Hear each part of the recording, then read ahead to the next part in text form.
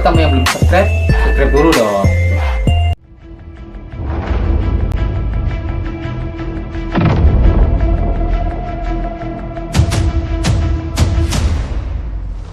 Laporan kasus penganiayaan yang menyebabkan kematian korban Sherlina Joan dan diduga dilakukan oleh suaminya sendiri FT yang terjadi di wilayah Minahasa Utara masih menjadi misteri. Diketahui, kasus tersebut dilaporkan pada tanggal 14 Juli lalu sampai dengan saat ini masih molor di tangan penyidik Polres Minut.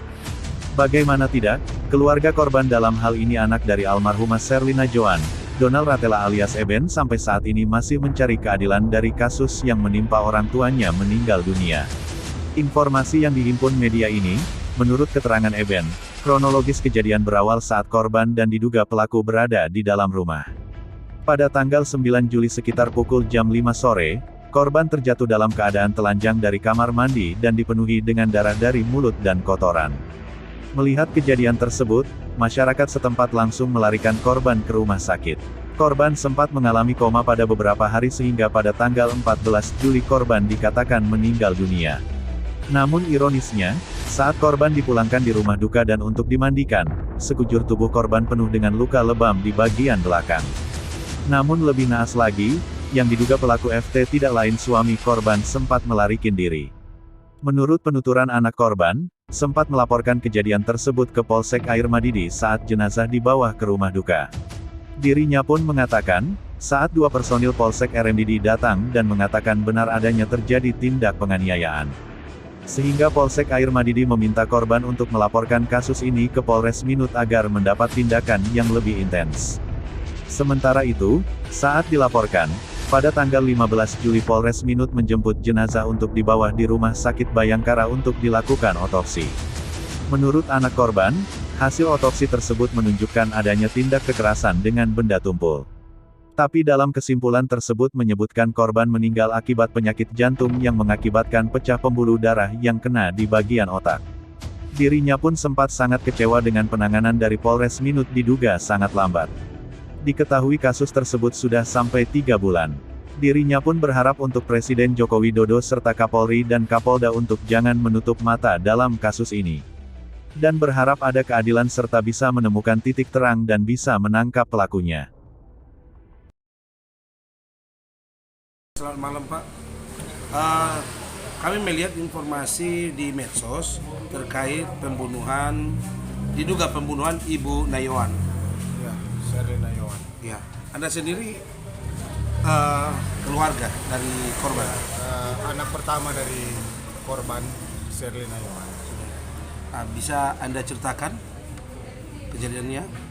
Kalau kronologis dari awal, kejadian tanggal 9. Itu tanggal 7 itu mama ulang tahun. Genap ke 60 tahun. Nah, di situ ada malam. Dan pada saat tanggal 9, karena mama ada komunitas jalan sehat ibu-ibu, jadi bikin istilahnya red kedua tuh. Diundang habis olahraga itu sekitar jam 11, diundang makan-makan di rumah, makan tinutuan bersama teman-teman sampai kira-kira jam 1 atau jam setengah 2. Nah, dari situ terakhir ada kunjungan, terakhir orang melihat adalah tetangga. Karena habis itu dia tetangga di depan rumah itu mungkin ada sisa makanan yang pokoknya mama ajak untuk gabung makan, ini masih ada sisa makanan atau mau bungkus atau apa. Nah, di kejadian pada saat jam 5 kira-kira setengah 6 sore itu mama itu jatuh dari kamar mandi. Itu cerita tahu diatur oleh pelaku atau bagaimana, cerita awalnya begitu sampai pelaku meminta tolong warga sekitar untuk, tapi korban dalam keadaan telanjang karena mandi udah penuh ada muntahan dan juga mengeluarkan kotoran gitu. Terus warga setempat itu langsung membantu untuk dibawa ke rumah sakit. Nah, saya itu ditelepon oleh tetangga sekitar jam 8 lewat lah.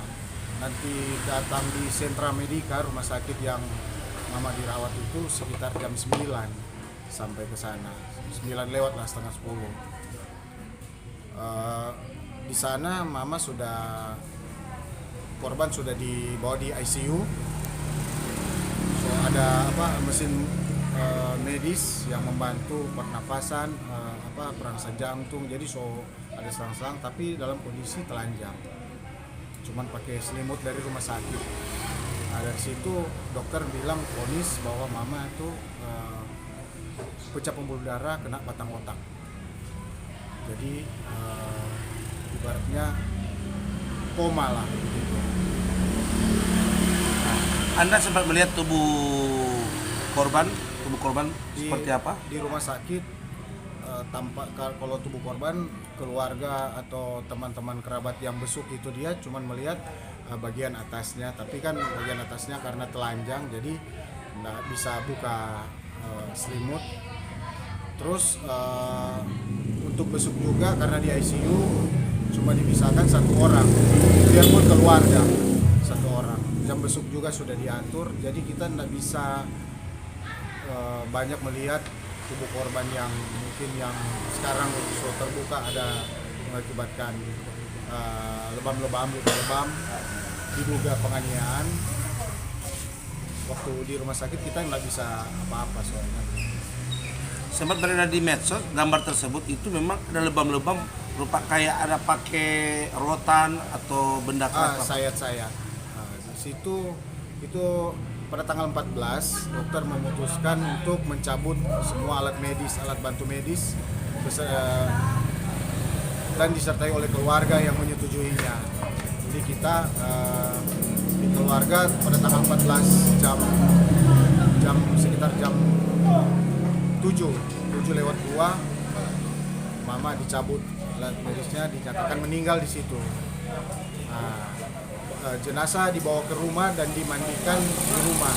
Pada saat dimandikan, maka di situ kita menyaksikan semua di punggung sampai di paha ada bekas tanda-tanda penganiayaan. Kapan atau jam berapa Anda melaporkan ini ke pihak hukum atau kepolisian? Itu karena di rumah duka itu sudah agak kacau karena pelaku langsung melarikan diri soalnya waktu itu. Sebelumnya di rumah sakit pelaku ada di rumah sakit. Ada, tapi diduga pelaku. Tapi dia datang paling enggak pernah sampai 1 jam di rumah sakit. Ibaratnya kelihatan panik. Tapi kalau orang melihat paniknya lain sih begitu. Ya, diduga pelaku ini inisial saja, huruf depan. FT, diduga pelaku FT. Dan sampai di kapan Anda pergi ke kantor polisi dan jam berapa? Kalau ke kantor polisi awalnya ke Polsek karena waktu itu dia itu sekitar jam 10 malam. Jenazah sampai di rumah duka. Pada saat diketahui ada bekas-bekas penganiayaan, ada luka lebam, warga setempat sempat emosi juga karena pelaku ibaratnya langsung melarikan diri dan dicari oleh massa. Dan saya berpikir jangan sampai terjadi hal-hal yang tidak diinginkan, saya langsung ke Polsek terdekat yaitu Polsek Air Madidi. Dan dari Polsek Air Madidi ada 2 petugas yang datang langsung ke TKP dan melihat bahwa benar ada terjadinya luka-luka penganiayaan di sini. Langsung diarahkan ke Polres Minut untuk dilakukannya LP. Diduga pelaku FT ini statusnya dengan ibu Anda statusnya apa? Suami, bapak, jadi bapak sambung saya. Oh, bapak sambung saya. Ya. Terus dari Polsek sampaikan seperti apa?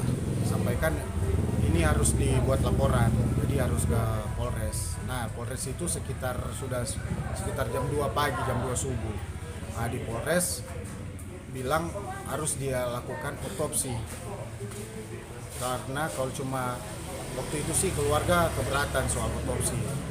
Keluarga bilang ini sudah ada tandanya, di mana visum luar. Kalau visum luar tidak bisa mengkuatkan, tidak kuat itu sebagai bukti.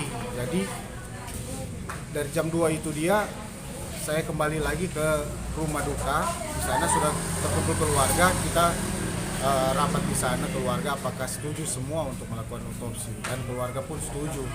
Dan saya balik lagi ke Polres itu sekitar jam 6 untuk melanjutkan laporan dan pada tanggal 15 jam 11 begitu dari Polres Minut